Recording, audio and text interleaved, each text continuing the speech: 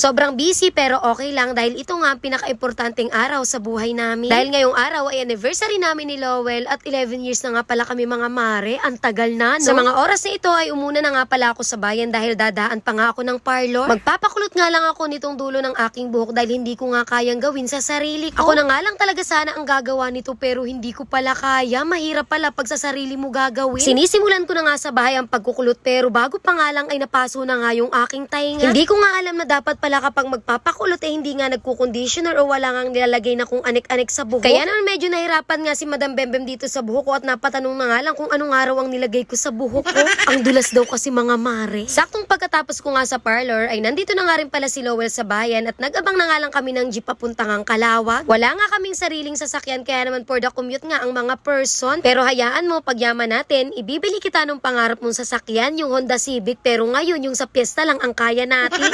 Pagkalipas nga lang ng 30 minutes ay nandito na nga kami sa studio na aming pagpapapicturan. Unang beses nga lang namin makapunta dito kaya naman pinagtanong na nga lang namin doon sa jeepney driver kung saan nga kami bababa at saan nga kami sasakay. Pagkababa namin sa jeep ay sumakay lamang kami sa isang tricycle at sinabi na dito nga ang baba namin sa Photo Hive. Late na nga pala kami ng 30 minutes kaya naman pagkadating namin dito ay talaga namang for the go. Pasok agad mga suki, ganon. Self-shoot studio nga pala itong mga mare kaya naman bahala na kayo kung anong gustong gawin yung post at hindi nga nakakaya dahil kayo lang namang dalawa ang tao nga dun sa loob. 20 minutes nga lang pala ang oras namin doon sa loob kaya naman talagang hindi nga kami magkamayaw ni Lowell kung anong post nga ang aming gagawin. Nagagalit pa nga itong si Lowell sa akin dahil hindi nga raw ako maalam gumamit ng remote. Ako na nga rin ang naglagay ng picture namin dito sa wall pero mga mare, kayo naman ang masusunod kung gusto nyo nga magpalagay dito. Dahil pwede namang hindi dahil kayo naman ang masusunod dahil nagtatanong din naman sila. Pero sa amin ay okay lang dahil wala naman itong bayad. At ito pa huy, napakamura dito, napaka-affordable kaya ng mga student. Dahil kapag solo or single ka lang, ganon, 350 lang mga ses. Pero kung gusto mo naman ay may kasama kang kaibigan, may kasama kang jowa, o kaya na may kabit mare, pwede din, 550 lang. Chari sa kabit, bawal yun, masama yun.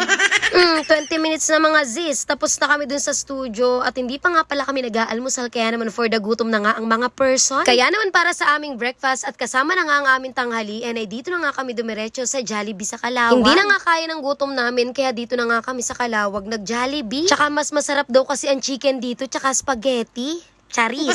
Hindi na nga muna kami humanap ng lamesa at upuan dyan dahil dito na nga kami agad dumiretso sa counter. Dahil dapil na talaga ang mga person at mabuti na nga lang at kakaunti nga ang pila para mamaya nga pagdating namin sa lamesa ay talagang kainan na, ganon. Nag-order nga lang pala kami dyan ni Lowell ng tag-isang chicken joy, solo mga girl. Tapos syempre, nag-mix and match kami para mas tipid. Ganon, dapat matalino ka girl. Dapat lagi mong pipiliin kung saan ka makakamura, hindi yung kung saan ka mapapamura. Hala legit, mas masarap dito sa Jollibee Calawag. Charis. Gusto ko lang yung chicken niya kasi hindi siya chili powder. Chili powder. Ano siya, basta yung nanunuot hanggang ilalim yung anghang, ganun. Pero hindi ko alam, baka meron na din ganyan sa Lopez. Matagal na kasi akong hindi nakakapag-Jollibee. Alas 12 na nga ito ng tanghali at pauwi na nga kami ng Lopez at ayoko nga talaga sanang sumakay dito sa bus. Bukod sa 50 pesos nga ang pamasahe dito ay talagang hindi ko nga kaya talaga ang amoy dito sa bus. Yung amoy kasi talaga ng bus na ito ang nakakapagpasakit ng ulo ko at nakakapagpabaliktad ng aking sikmura. Kaya ang ending ay nakarating ako ng Lopez na nakaganyan talaga yung ilong ko hanggang sa makarating ako ng Lopez. Nakalimutan ko kasing magdala ng face mask. Hindi ko naman kasi alam na magbubus kami. Kaya ayun, wala akong choice kung hindi ipasak na lang itong aking daliri dito sa aking ilong para hindi ko nga maamoy yung amoy ng bus. At dahil dyan, fast forward na nga tayo mga mare dahil andito na nga kami sa resort na aming nirentahan. Sobrang nagmamadali na nga talaga kami dahil nga anong oras na. Umuwi lang talaga kami ng bahay para kuhain nga itong mga gamit namin. Pagkakuha namin ng mga gamit sa bahay ay ayun, nagbiyahe na nga ulit kami at sa bus nga kami sumakay papunta nga dito sa Gumaka. Yes po, tama po ang pagkakarinig nyo, dito lang po ito sa Gumaka. At ang pamagat nga nitong resort na ito ay Primavera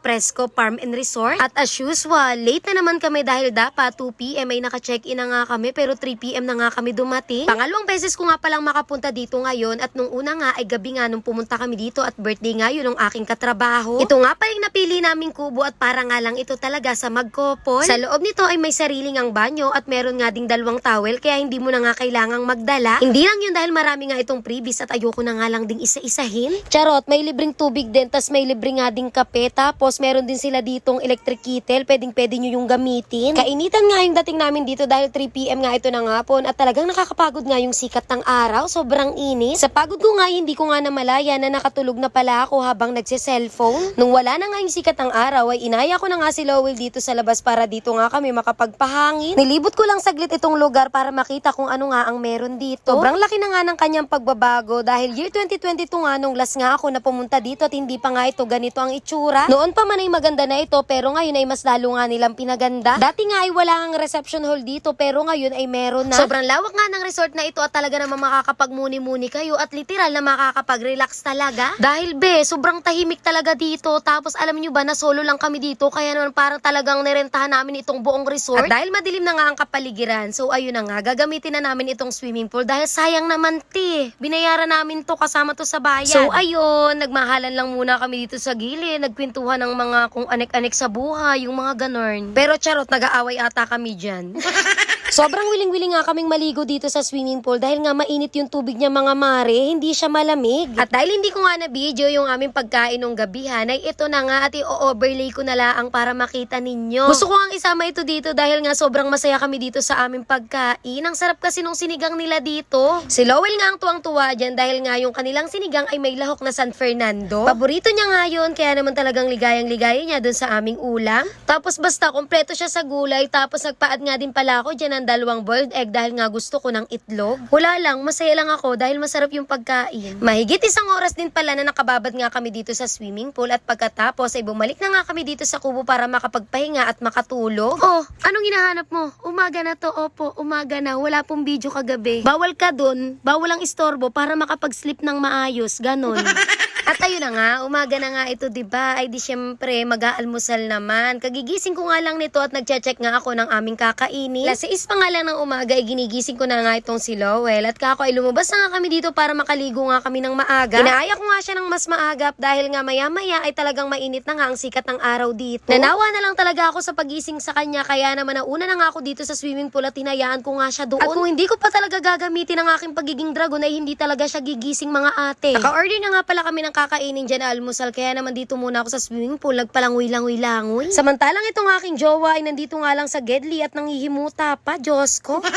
At nung dumating na nga yung aming mga pinaluto na pagkain ay umahon na nga muna ako dito dahil syempre mas masarap kainin ng pagkain kapag nga mas mainit. Grabe, ang sarap lang sa pakiramdam ng ganito, yung may masarap kang pagkain tapos lalong sumasarap yung pagkain dahil ganito yung nasa paligid mo. Wala lang, ang aliwalas lang talaga dito tapos ang tahimik, literal na magkaka-peace of mind ka dito within 22 hours. Alam mo yung busog yung tiyan mo dahil masarap yung pagkain tapos busog pa rin yung mata mo dahil sobrang ganda ng paligid. Hoy, pero legit ha, walang halong eme, masarap yung pagkain nali dito tapos napakamura pa. Ay basta, bahala kayo dyan, basta mura lang dito. Yung kubo pala namin, 2.5 lang pala yung rent namin doon within 22 hours na. Tapos may mga pre-pre naman siya. Doon sa 2.5, kasama na pala yung entrance fee doon ninyong dalawa. Pero kung mag-a-add kayo, yun na yung may additional. Tapos syempre yung pagkain, babayaran nyo yun. Pero kung magdadala kayo, wala namang problema. Nasa sa inyo na yun. Tapos ayun, bahala na kayo sa buhay nyo. Charis. Tinapos nga lang pala namin yung aming pagkain at pagkatapos ay pumunta nga ulit pala kami dito sa swimming pool para maligo at magmahala. Dahil bukas, alam ko, sure ako, galit na naman ako 24/7, ganun. Hindi na nga rin pala kami masyadong nagtagal dito sa swimming pool dahil medyo matarik na nga yung araw. Alas 9 na nga ata ito ng umaga at sobrang init na nga sa balat. Sa mga oras na ito ay gayak na nga pala kami at oras na nga ng aming pag-check out. Nag-video nga lang ako dito saglit dahil sobrang in love nga ako dito sa aking nakikita. Puro green kasi ang sarap sa mata. Nag-video nga rin pala ako dito habang naglalakad dahil sa mga oras na ito ay palabas na nga kami ng gate. At yun lang, that's all for today. Bye-bye you!